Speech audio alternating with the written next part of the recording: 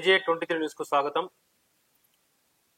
తెలంగాణ రాష్ట్రంలో తెలంగాణ ప్రజలు ఇచ్చినటువంటి పార్లమెంట్ ఎన్నికల్లో తెలంగాణ ప్రజలు ఇచ్చిన తీర్పు భారతీయ జనతా పార్టీకి పూర్తిగా అనుకూలంగా ఉన్నప్పటికీ ఆంధ్రప్రదేశ్ రాజకీయాలు కావచ్చు, భారతదేశంలో వచ్చినటువంటి కేంద్ర ఎన్నికల ఫలితాలు కావచ్చు, మొత్తానికి ఆంధ్రప్రదేశ్ రాష్ట్రానికి అనుకూలంగానే మారినాయన్న పరిస్థితి కనిపిస్తూ ఉంది. అందుకు చంద్రబాబు నాయుడు మరోసారి కేంద్ర రాజకీయాల్లో, జాతీయ రాజకీయాల్లో కీలకంగా మారినరు. ఈ పరిస్థితుల్లో తెలంగాణ రాష్ట్రానికి ఏ మేరకు లాభం చేకూరుతుందన్నది తెలంగాణ రాష్ట్రంలో జరుగుతున్న ప్రధాన చర్చగా మనకు కనిపిస్తూ ఉంది. నిజానికి తెలంగాణ రాష్ట్రంలో భారతీయ జనతా పార్టీకి మంచి ఆదరణ దక్కిందని చెప్పుకోవచ్చు. గతంతో పోలిస్తే మరి ఊహించని విధంగా 17 స్థానాల్లో 8 స్థానాలు గట్టబెట్టిన తెలంగాణ ప్రజలు కేంద్రము నుండి పెద్ద ఎత్తున అభివృద్ధిని ఆకాంక్షించారు. ఇక్కడే గతంలో సైతం కేంద్ర మంత్రిగా ఉన్న కిషన్ రెడ్డి అనుకున్న మేరకు రాష్ట్రానికి కేంద్ర నిధులు తీసుకురాలేదని, పథకాలు తీసుకురాలేదని ఒక విమర్శ సైతం ఉంది.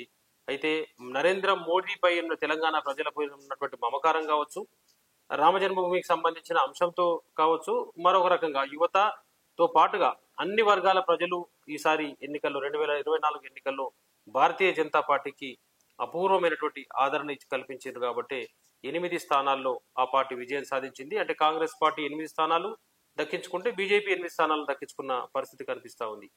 ఈ తరుణంలో రాష్ట్రానికి సంబంధించి, తెలంగాణ రాష్ట్రానికి సంబంధించి 2 మంత్రి పదవులు దక్కినాయి. మాజీ రాష్ట్ర అధ్యక్షులు బండి సంజయ్కి కేంద్ర హోంశాఖ సహాయ మంత్రిగా అవకాశం దక్కితే, ప్రస్తుతం రాష్ట్ర అధ్యక్షులుగా కొనసాగుతున్న మాజీ మంత్రి, అంటే తాజా మాజీ మంత్రి కిషన్ రెడ్డికి మరోసారి కేంద్ర కేబినెట్ లో మరి కీలకమైన శాఖని, గనుల శాఖ దక్కింది. ఈ 2 శాఖలు తెలంగాణ రాష్ట్రానికి ఏమైనా ప్రయోజనాలు చేకూరుస్తాయా, తెలంగాణ అభివృద్ధికి ఏమైనా దోహదపడతాయా అనేటువంటిది ఒక చర్చ జరుగుతూ ఉంది. నిజానికి వీటికంటే మరి కీలకమైన శాఖలు కనుక వచ్చి ఉంటే రాష్ట్రానికి మేలు జరిగేదన్నటువంటి ఆ పార్టీ వర్గాలే భావిస్తూ ఉన్నాయి. మరోవైపు ఏపీలో అనూహ్యంగా వైసీపీ పూర్తిగా 4 స్థానాలకే పరిమితం కావడంతో అక్కడ ఉమ్మడి అంటే వాళ్ళు భారతీయ జనతా పార్టీ కానీ, తెలుగుదేశం పార్టీ, జనసేన పార్టీ పొత్తుతో వాళ్ళు కూటమిగా ఏర్పడి పోటీ చేసిన క్రమంలో 21 సీట్లను దక్కించుకున్నారు. అందులో 16 సీట్లు దక్కించుకున్న తెలుగుదేశం పార్టీ జాతీయ రాజకీయాల్లో కీలకంగా మారింది. అందుకు భారతీయ జనతా పార్టీకి అంటే 273 స్థానాలు దక్కకపోగా అనుకున్న మేరకు రాకపోవడంతో అక్కడ కూడా అలయన్స్ ఏర్పడాల్సిన పరిస్థితి వచ్చింది. అక్కడ జనతాదళ్ యునైటెడ్ కావచ్చు, అట్లాగే చంద్రబాబు నాయుడు, ఈ 2 పార్టీలు కీలకంగా మారడంతో చంద్రబాబు నాయుడుకు అవకాశం దక్కింది. అక్కడ ఆయన 2 స్థానాలు, కీలకమైన 2 స్థానాలను ఆయన దక్కించుకున్నారు. మరోవైపు 2 స్థానాలు దక్కించుకున్న ఏపీలో భారతీయ జనతా పార్టీ ఆ పార్టీకి సంబంధించినటువంటి వర్మకి, అంటే ఆయన కేంద్ర మంత్రి పదవి కట్టబెట్టిండ్రు.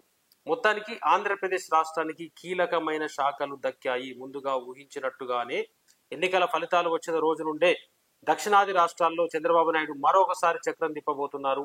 ఏ రకంగానైతే జాతీయ రాజకీయాలను శాసించారో అదే తరహా మరొకసారి చంద్రబాబుకు అవకాశం దక్కిందని ప్రచారం జరిగిన క్రమంలో ఆయన అనుకున్నట్టుగానే, ఊహించిన క్రమంగానే ఆ రాష్ట్రానికి 3 కీలకమైన శాఖలు దక్కినాయి.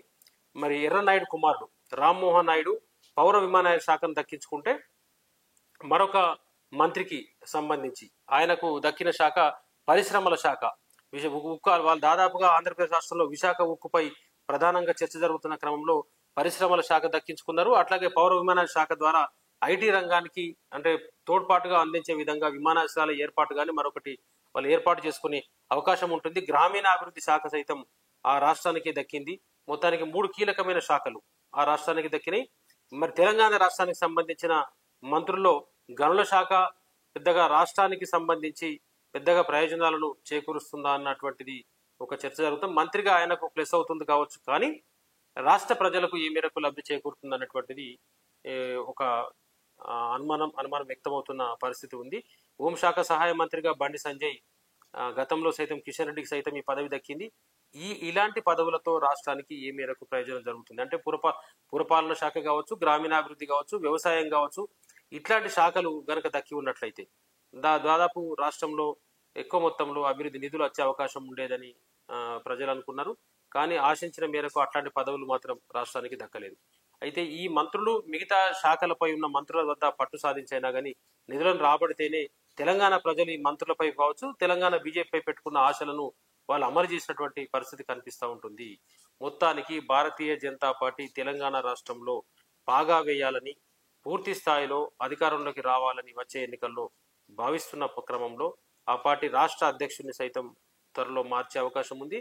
అయితే వీటికి ఈ పార్టీ పదవులను పక్కన పెడితే కేంద్ర ప్రభుత్వం నుండి పెద్ద ఎత్తున జాతీయ రహదారులు మొదలుకుంటే ఇక్కడ పట్టణాభివృద్ధి కావచ్చు, గృహ నిర్మాణానికి సంబంధించింది కావచ్చు, విద్య కావచ్చు, వైద్యం కావచ్చు, పరిశ్రమల రూపంలో కానీ భారతీయ జనతా పార్టీ తెలంగాణ రాష్ట్రానికి పెద్ద మొత్తంలో నిధులు సమకూర్చితే తప్ప, పథకాలు అమలు చేస్తే తప్ప ఆ పార్టీకి ఆదరణ దక్కే అవకాశం ఉండదనేది ఆ పార్టీ నేతలు గమనించాల్సి ఉంది.